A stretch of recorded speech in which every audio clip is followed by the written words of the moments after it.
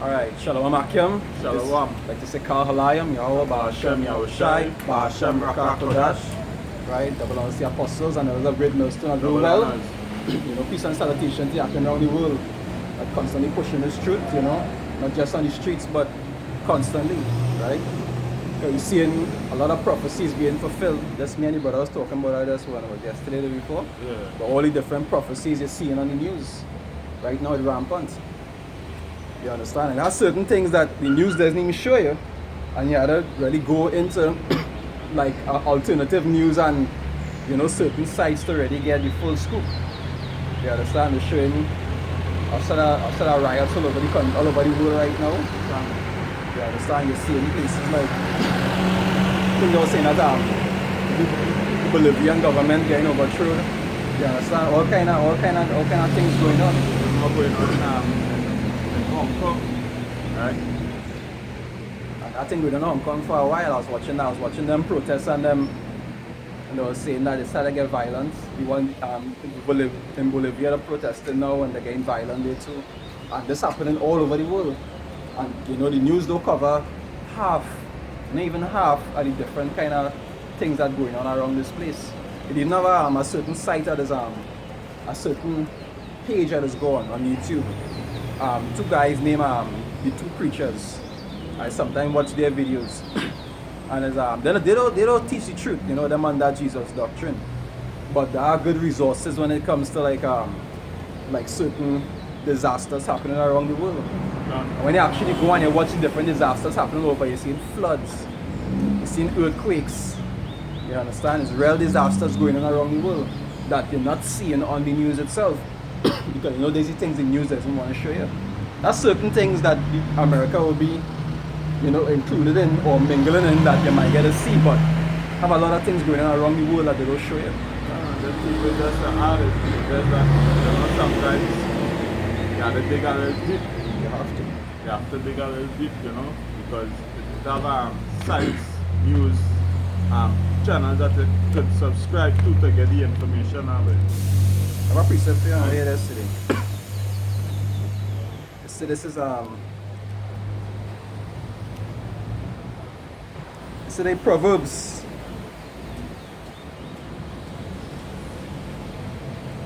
Yesterday Proverbs 25 verse 2 it say, "It is the glory of power to conceal a thing, but the honor of kings is to search out a matter." And now you're going to see how the men of the Lord does be. They're constantly, that's a trait that they have. You understand, as watchmen. You understand, we constantly watching, we constantly searching things out. Even though it might be difficult for the multitude, the Spirit is always revealed to the men of the Lord in some way. Whether they reveal it to them directly or they reveal it to them through some means. You understand, because these things had to be revealed. You understand, it said, "What in darkness shall come to light." These things must be revealed. It's going to say all the things that Esau searched out. You understand? All these things must be revealed. And as watchmen, that is the kind of trait you're supposed to have. Because we could just say what? He put we up on a high tower. That is Ezekiel 33. I'll use Ezekiel 33.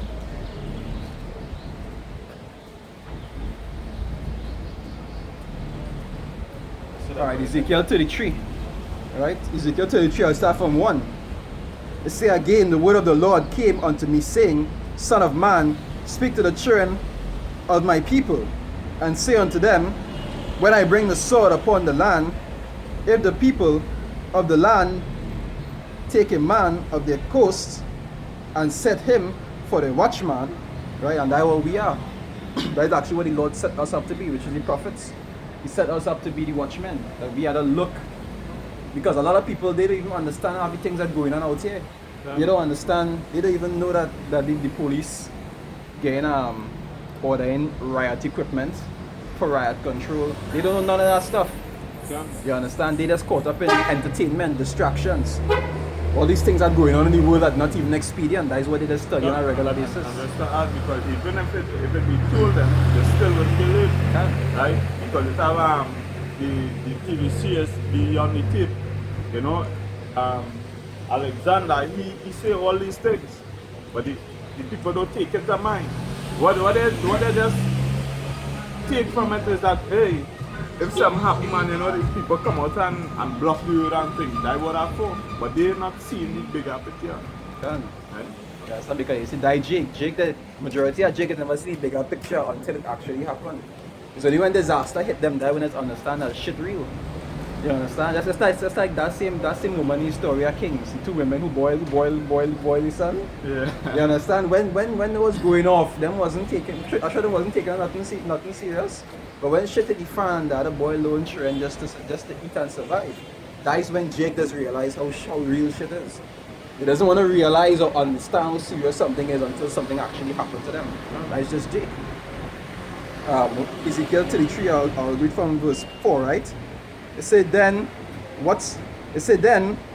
whosoever heareth the sound of the trumpets, and taketh not warning, if the sword come and take him away, his blood shall be upon his own head, because he heard our warning.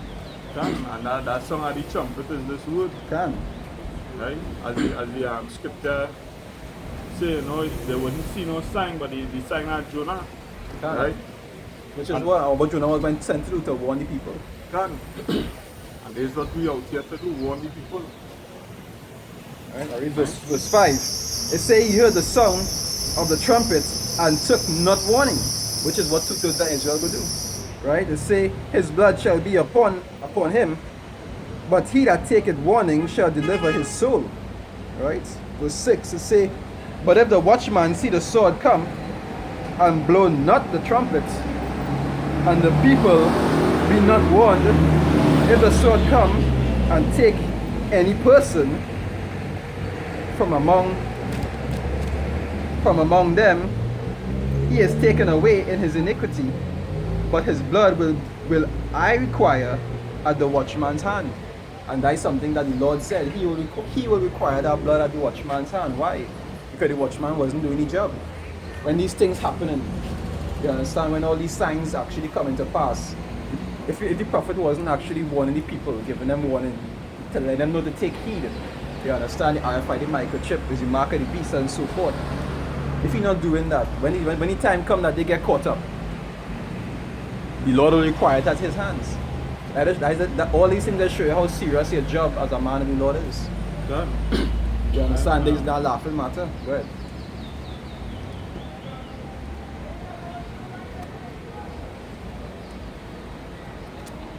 This is Jeremiah chapter 7, verse 27. He said, therefore thou shalt speak all these words unto them, but they will not hearken unto thee. He said, thou shalt also call unto them, but they will not answer thee. Right? In John 11 verse 11, he said, therefore thus said the Lord, behold, I will bring evil upon them. So who will bring it? He said, thus said the Lord, Yahweh Bashem Yahushai. He said, behold, I will bring evil upon them, which they shall not be able to escape. And though they shall cry unto me, I will not hearken unto them. So that is how serious the Lord is. In that time when people crying, like even now when people go through disasters and they crying unto the Lord, they don't even understand who it is bringing a disaster upon them. Is the Lord bringing a disaster upon you? You understand? Because there's some kind of calamity you had to go through for your transgressions. They doesn't even know that. Like them people across the in the Bahamas, they was blaming the Haitians. You understand? They say it's the Haitians' fault that they doing all that juju. The Lord don't bring destruction upon somebody for no reason. Done. You understand? It was because of the actions. And everybody who get caught up in that calamity is because you was a part of it too. Even though you might not be doing obia, you was doing some kind of wickedness. Because if it was one of the Lord would deliver you from it. Done. And as the scripture says, so under the sun one, the place of judgment. Can. Right? No scripture here. In Matthew 10, I'll start from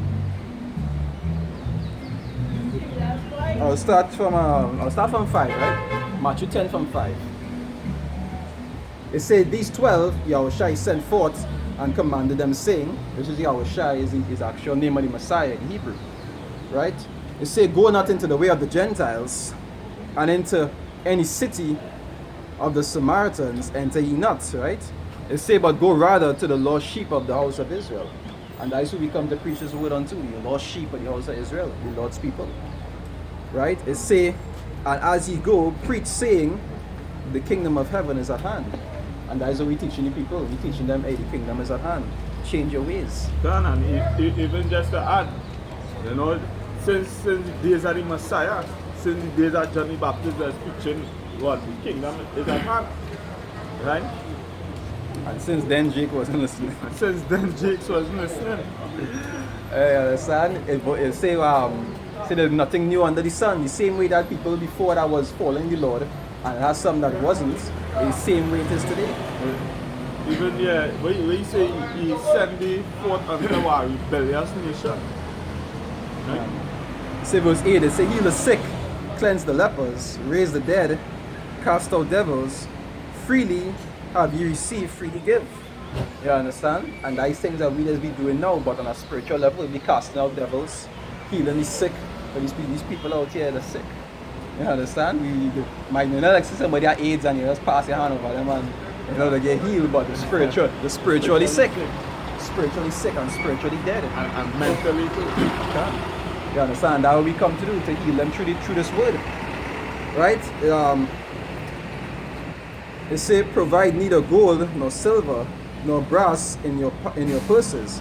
It say, no scrip for your journey, neither two coats, neither shoes, nor yet staves. It say, for the workman is worthy of his meat. Done. And why you say, go ahead.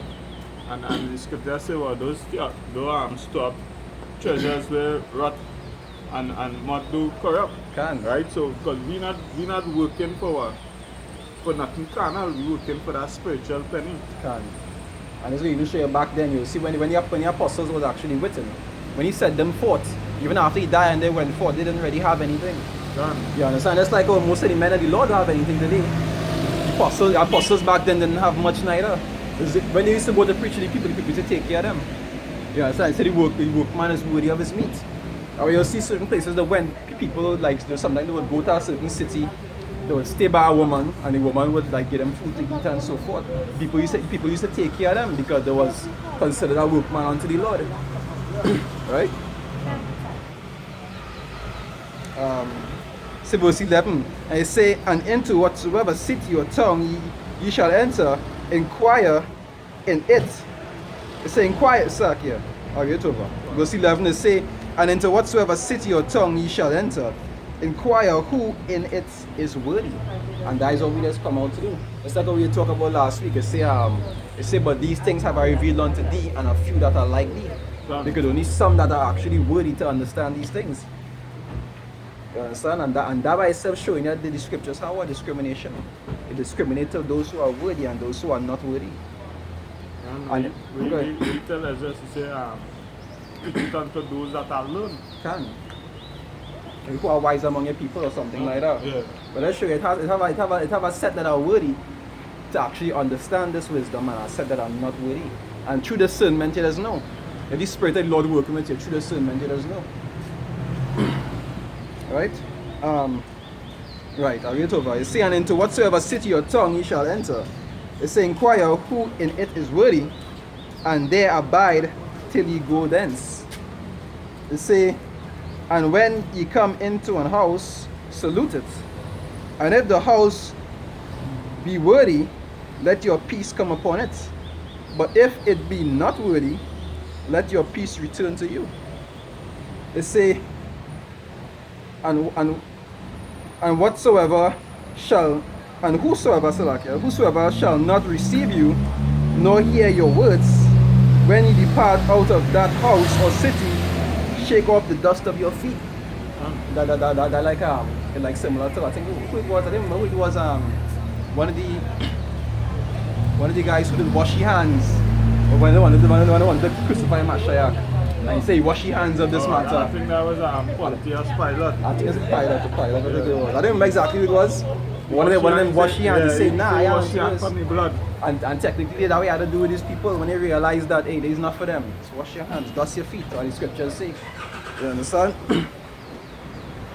Right? You shake the dust off your feet.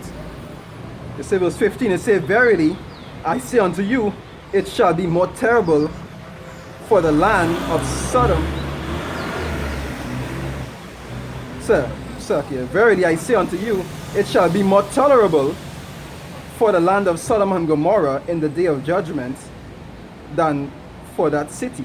John, and we know only wickedness that used to go on in Sodom and Gomorrah, right? And scripture say what? It will be more tolerable. And people, I jump over real people head, you know, because people don't understand. You know, like how, like in Trinidad here, there's like a certain jurisdiction might have a bad name for itself. Like people, like people who in America, I tell them come down here, they know don't go over, don't go see lots. You know, that is the kind of record Sodom and Gomorrah have. So imagine that person go face worse judgment than them facing Sodom and Gomorrah. And we know the judgment that was laid upon Sodom and Gomorrah. Everybody there was destroyed with fire and brimstone. So imagine if the judgment here would be worse than that. It would be worse for them here than for them in Sodom and Gomorrah. Because they go have more suffering. Remember in Sodom and Gomorrah, he'll just drop down and kill people. Here you go and have dogs to tear you. You go and have pestilence, famine. To get off my Lamentations, Bible question Lamentations 4 verse 9. They go and have all kind of disasters going on here. Scriptures talk about the day of the Lord. They say if they flee from a lion and a bear meet you. You understand? They didn't have to go through that in Sodom and Gomorrah. It didn't take long before everybody was dead. But here people going and suffer. They go and suffer and die. 4 verse 9. Yeah, 4 verse 9. So this is Lamentations chapter 4 verse 9.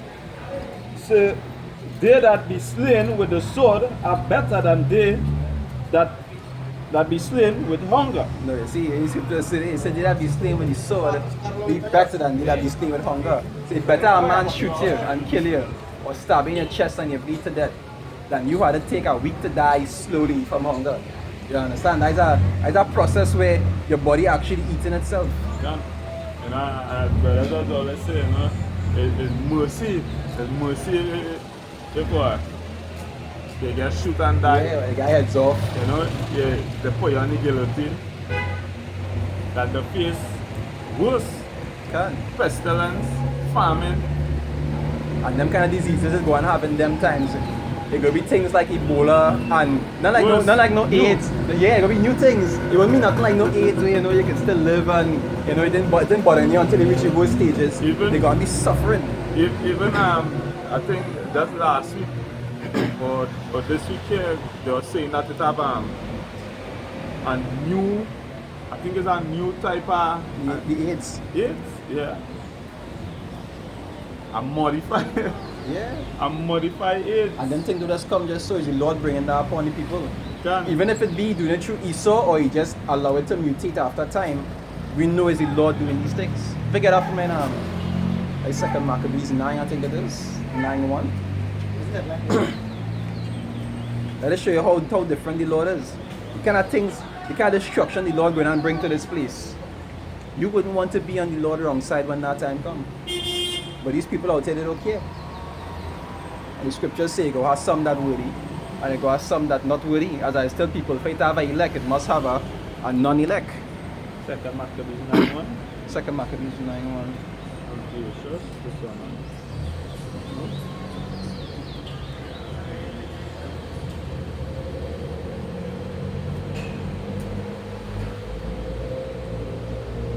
This one? Yeah, 5. yeah. We found one. We found one? Yeah, that wicked night. That wicked guy.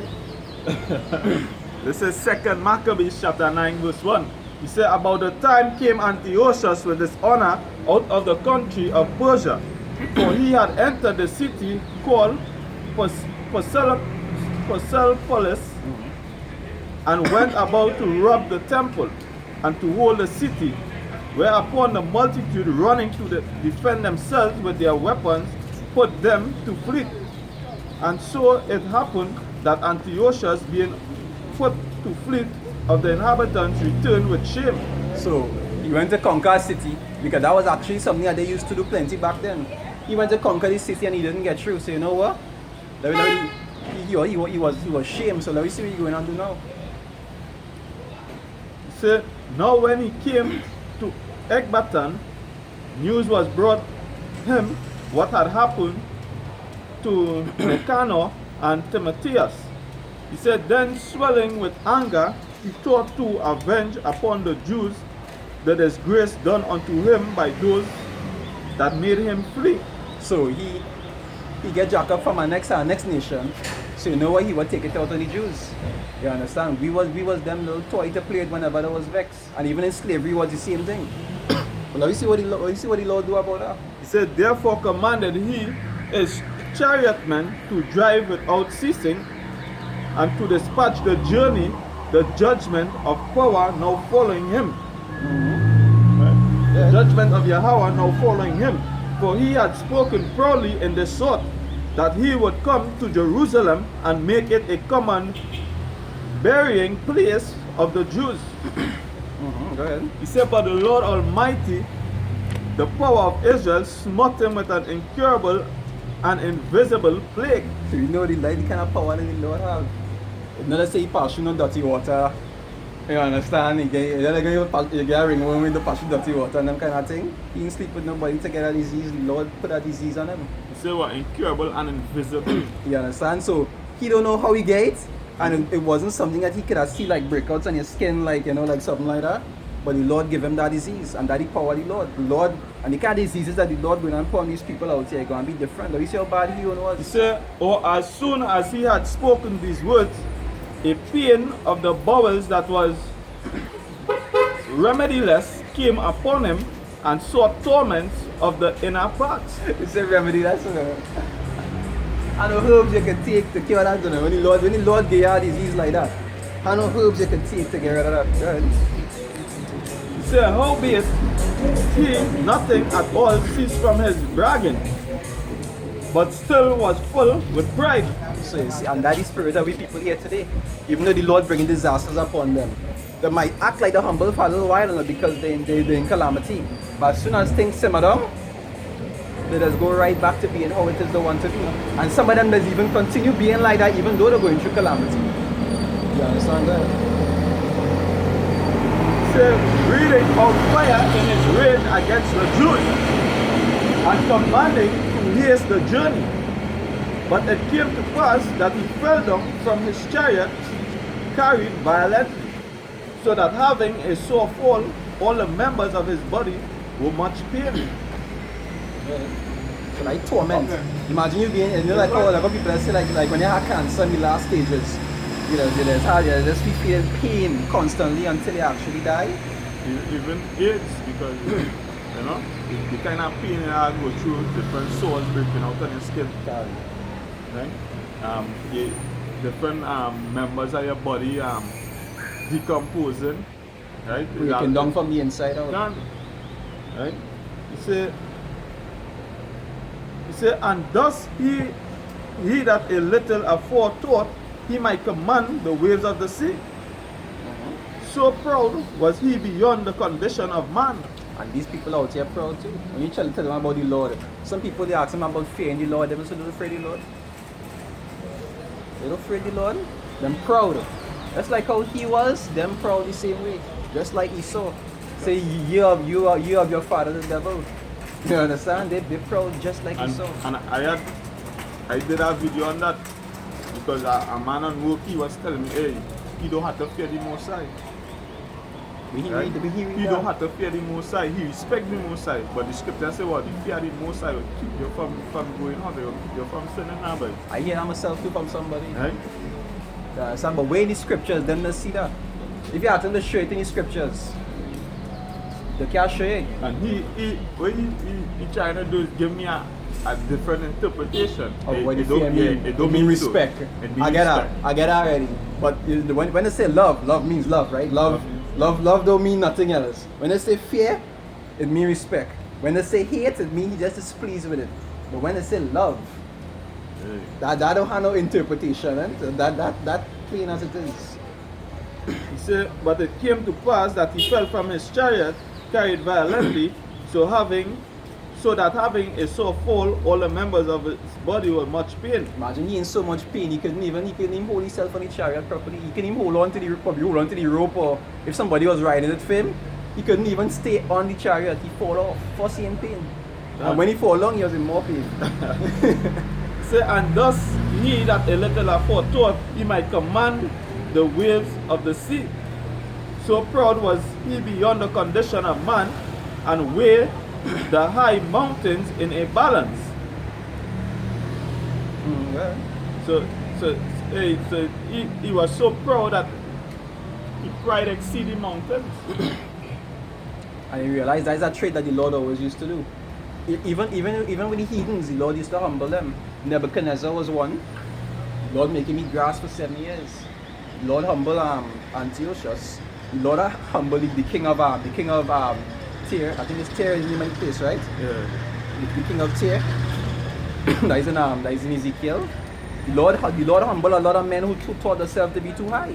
Even Nebuchadnezzar's grandson, who was drinking out of the cups. Yeah, and give the harlots to drink out. You understand? The scripture said that the Lord set it up and he bring it down. Right? That'll show you that the Lord don't deal with the proud. Right? Yeah, he said, and where the high mountains in a balance was now cast on the ground and carried in an horse litter. So that'll put him in like a little kind of basket thing over there, you got the boss basket. That'll put him in that he can even hold on. He said, showing forth unto all the manifest power of Yahweh. You understand? That's how the Lord manifests the greatness in him. You understand? That's like how you say in scripture, say in Romans, they say just as Pharaoh, you see, lift him up for the purpose of what? To bring him down, to manifest his power in him. Yeah, Romans 9. You understand? Just like all these people out here, the heathens and the tutors of Israel, the Lord going and put them down too. What scripture here? This is Isaiah 2. I'll start from 12, right? Isaiah 2 from 12. It says, for the day of the Lord of hosts shall be upon everyone that is proud and lofty. You understand? That refers to the heathens and also tutors of people, the proud and lofty.